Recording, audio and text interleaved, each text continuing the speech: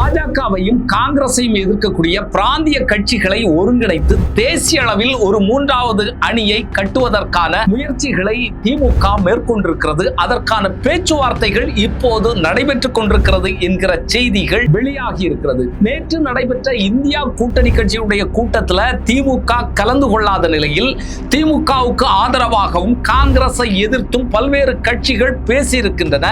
இந்த நிலையில எந்தெந்த கட்சிகள் இந்தியா கூட்டணியிலிருந்து வெளியேறப் போகின்றன, பாஜகவை பிடிக்காத எந்த கட்சிகள் இந்த மூன்றாவது அணியில் இணைய காத்திருக்கின்றன, பல்வேறு கேள்விகள் எழுந்திருக்கிறது. இந்த மூன்றாவது அணி பலம் பெறுமா, இல்லை என்று சொன்னால் ஒரு பேச்சாக மட்டும் இது நகர்ந்து போய்விடுமா, பல்வேறு கேள்விகள் பார்ப்போம் கடலில். தேசிய அளவுல பாஜகவையும் காங்கிரஸையும் எதிர்க்கக்கூடிய பிராந்திய கட்சிகள் இன்னைக்கு பாத்தீங்கன்னு சொன்னா இந்தியா கூட்டணியில இருக்கக்கூடிய பல்வேறு கட்சிகளுக்கு காங்கிரஸோடு நெருடல் இருந்து கொண்டிருக்கிறது. நம்ம பல மாநிலங்கள்ல பார்த்தாலும் அதுதான் உண்மையான நிலையாக இருந்து கொண்டிருக்கிறது. மேற்கு வங்கத்துல எடுத்தோம்னு சொன்னா காங்கிரசும் திரிணாமுல் காங்கிரசும் எதிரெது அணியில நிற்கிறது.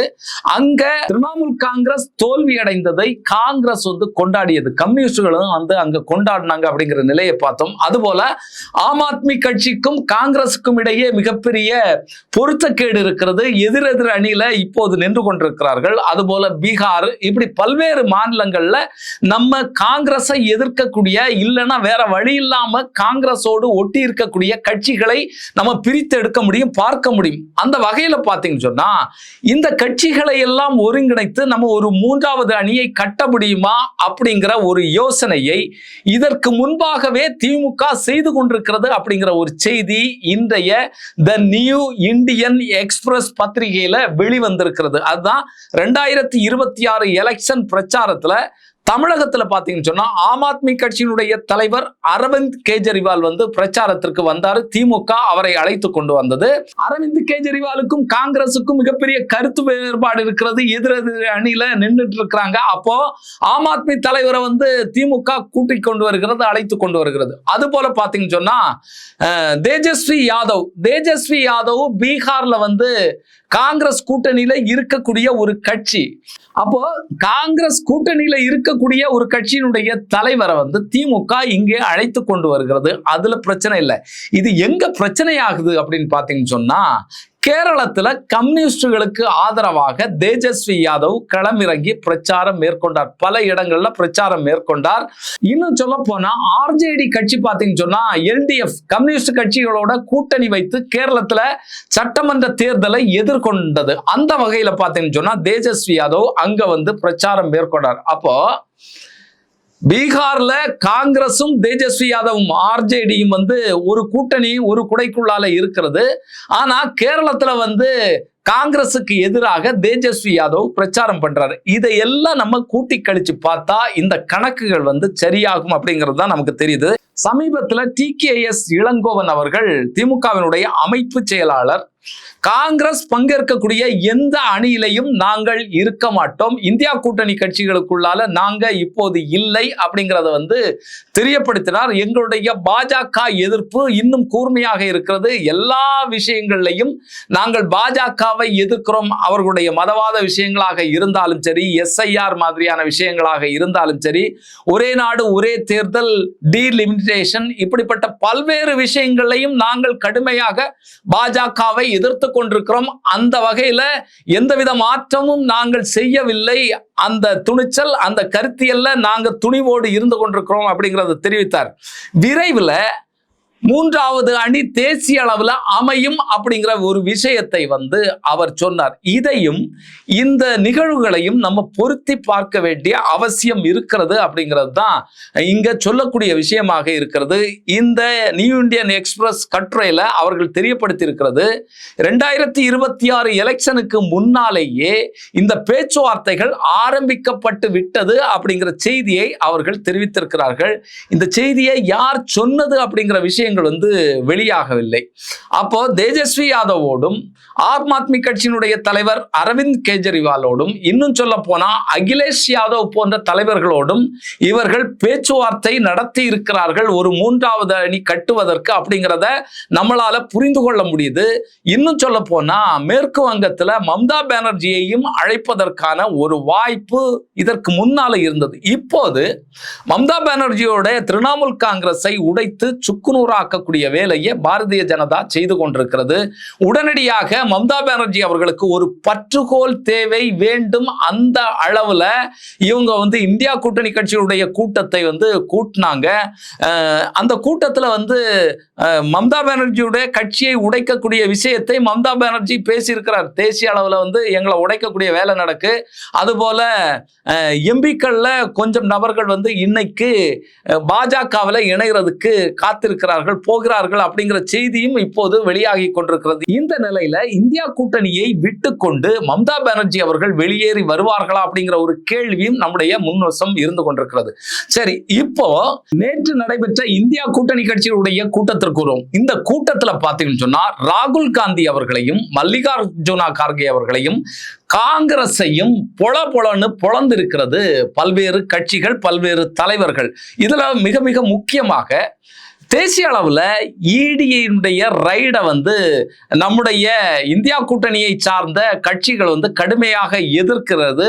இது சட்டவிரோதம், அவர்களுடைய செயல்பாடுகளை நிறுத்த வேண்டும், அவர்களுடைய ஆதாயங்களுக்காக, அரசியல் பழிவாங்குதல்களுக்காக, இல்லைன்னு சொன்னா கட்சிகளை உடைப்பதற்காக இந்த இடியை பாஜக தன்னுடைய கைப்பிள்ளையாக பயன்படுத்தி கொண்டிருக்கிறது அப்படிங்கிற நிலையிலிருந்து அதை எதிர்த்து கொண்டிருக்கிறோம். ஆனா கேரளத்துல ராகுல் காந்தி இந்த பிரச்சாரங்கள்ல ஈடுபடும் போது ஏன் பினராயி விஜயனுடைய வீட்டுல இன்னுமே இடி ரைடு பண்ணல, ஏன் இடி இன்னுமே பினராயி விஜயனை கைது செய்யவில்லை இப்படிங்கிற கேள்விகளை எழுப்புகிறார்கள். இது மிகப்பெரிய அபத்தமானது.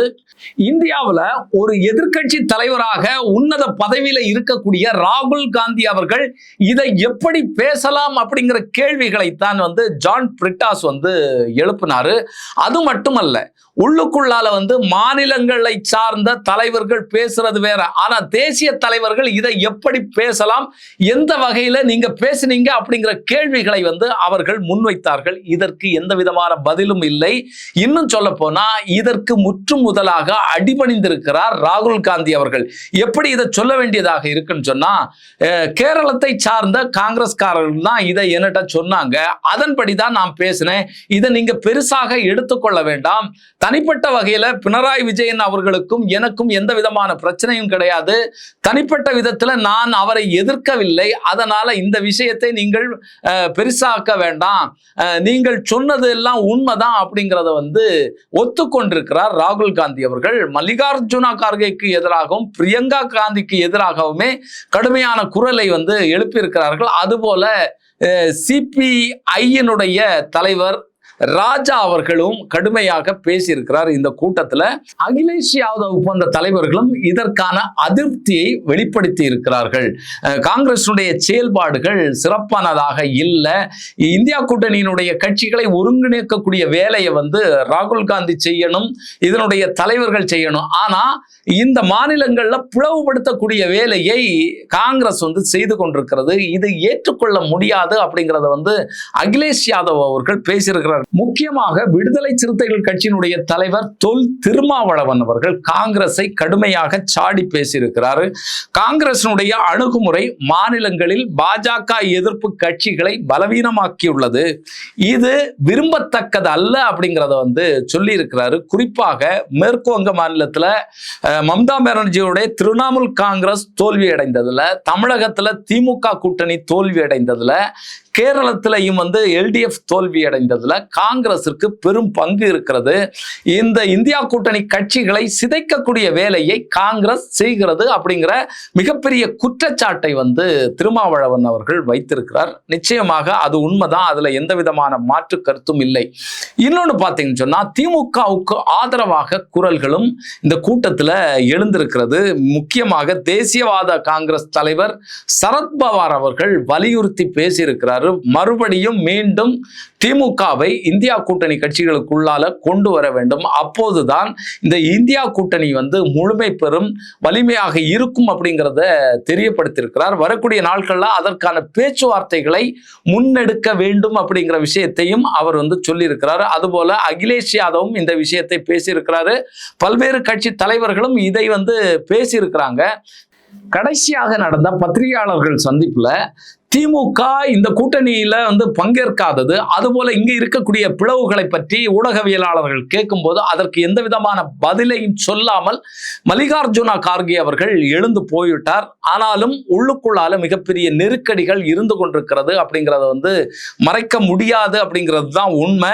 இதுல திமுக மீண்டும் இடம்பெறுமா, திமுகவை மறுபடியும் இந்தியா கூட்டணிக்குள்ளால கொண்டு வருவதற்கான முயற்சியை செய்வார்களா, அந்த முயற்சியை யார் செய்வார்கள், இல்லைன்னா இந்தியா கூட்டணி கட்சிகளில் இருக்கக்கூடிய கட்சிகளை வெளியில இழுத்து ஒரு மூன்றாவது அணியை உருவாக்கக்கூடிய வேலையை திமுக செய்யுமா? அதுதான் இப்போ ரொம்ப ரொம்ப முக்கியமாக நாம பார்க்கக்கூடிய வேலையாக இருக்கிறது. கம்யூனிஸ்டுகளுக்கும் காங்கிரசுக்கும் இடையே மிகப்பெரிய நெருடல் இருந்து கொண்டிருக்கிறது. நம்ம தேவைப்பட்டா இன்னொரு கூட்டம் போடலாம், கம்யூனிஸ்டுகளும் காங்கிரசும் தனியாக உட்கார்ந்து பேசலாம் இந்த பிரச்சனைகள் குறித்து அப்படிங்கிறத ராகுல் காந்தி அவர்கள் பேசியிருக்கிறாரு.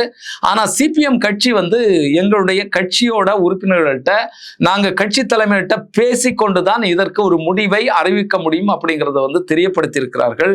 என்ன இருந்தாலும் இந்தியா கூட்டணி கட்சிகள் பழையது போல இல்லை.